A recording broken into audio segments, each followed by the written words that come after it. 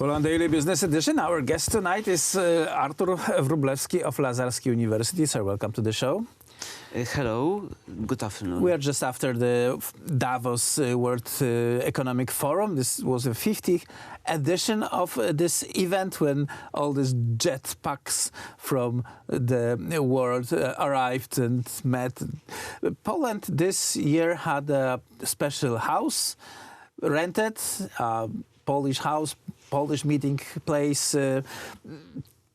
Why a country such as Poland sends big delegations, spend some money to be on this elitist forum?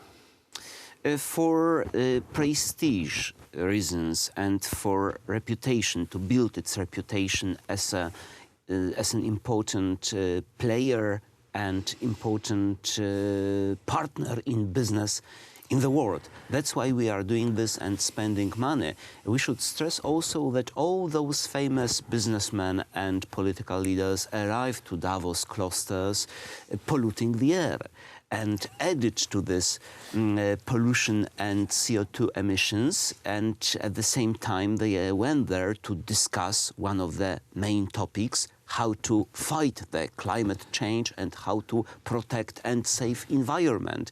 So there is a lot of cynicism and a lot of hypocrisy about these meetings, because those meetings in Davos held from 1971, it started as a business, as a management forum, is about concern, care, about how to help poor people, how to protect environment, but at the same time... And by the way, this caviar is quite worse, quite little bit less exclusive than the one that was a year ago. Exactly. And nothing good comes out of those meetings, except that this is a place for networking and socializing dedicated for important people. Of course, let's not exaggerate. In the past, there were some meetings in Davos which actually created a forum, a place for important meetings like that between Yasser Arafat and Prime Minister Rabin. It was in 1994 or 1993. There was a meeting, it helped to push for this peace process between the Palestinians and the Israelis. In 1992, we had a meeting between the president of South Africa, de Klerk, and Nelson Mandela. And this year we have a meeting with Greta Thunberg, the girl who should have been at her school rather than lecturing the world leaders about anything. And spending time vacationing, because she's on a permanent vacation. I wonder if she went there by bike? No, she went neither by bike nor on foot.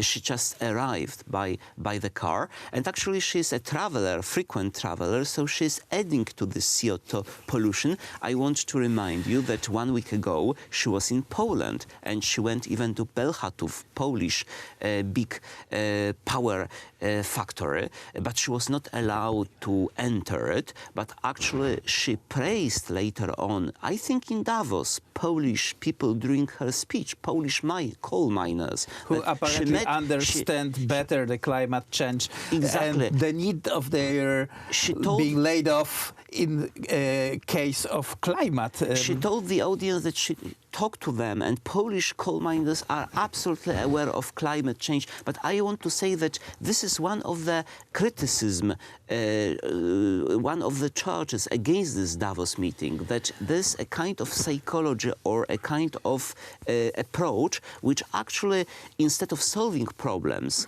is trying to push solving those problems on consumers, for example. We should be green consumers. We should walk instead of using cars. We shouldn't eat meat. We should use bicycles. But at the same time, those big companies, like Volkswagen, for example, they are cheating on emissions. You remember the famous scandal in the United States where it was disclosed in the United States, because Americans are very, they don't have fear of those companies in Europe. On the positive side of this, Donald Donald Trump withdrew United States from the Paris Agreement that requires United States to cut the emission, reduce the productivity and create industry. a global emission trading system. But on the other hand, the United States said that they will join this billion or trillion tree initiative. That means if we plant additional 1 trillion of trees across the globe, those trees, just by growing, will suck most of the CO2 that is produced by our industry. And that seems plausible, that seems sensible.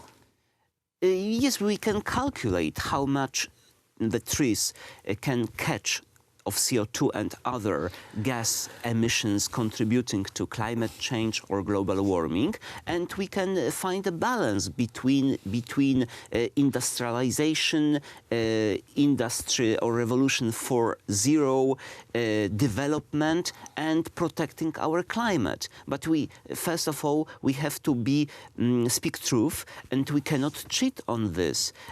Look, Europeans, Germans are very progressive. They are like promoting ideology of green development. But at the same time, it was disclosed by the United States, they were cheating on emissions in Volkswagen cars. So this is hypocrisy. They are just in avant-garde, saying at least so, of green revolution, of just transition, climate, green transition, this solidarity, transformation, energy fund. But at the same time, let's remember that we have in Europe 10 highly polluting, highly emitting power plants. 7 of those 10 are located where? In Germany. And 2 of them are located in Poland. Greta Thunberg went to Poland to single out our emission, our production. And at the same time, in Germany, they cut trees in Hambach forest. It's a very old forest in Germany, and they are cutting trees.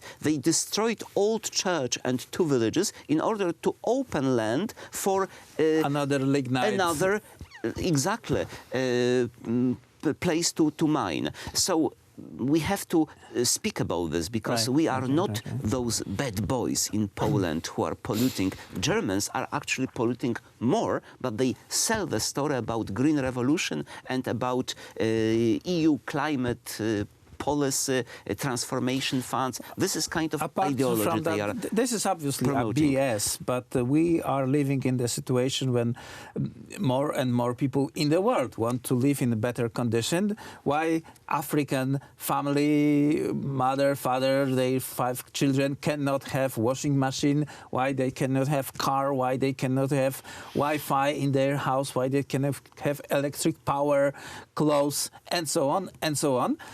This all requires energy, and by this suicidal policy, we are denying them this right. This is a very legitimate question. Let's remember also that such companies as Tesla or Volkswagen are promoting electrical cars. But electrical cars need cobalt, for example. Cobalt is mined in Democratic Republic of Congo, and they don't pay good money, good salary to those poor African children who are very often mining this cobalt. They are buying it, not paying enough money, and building green cars, destroying Africa at the same time. It's hypocrisy.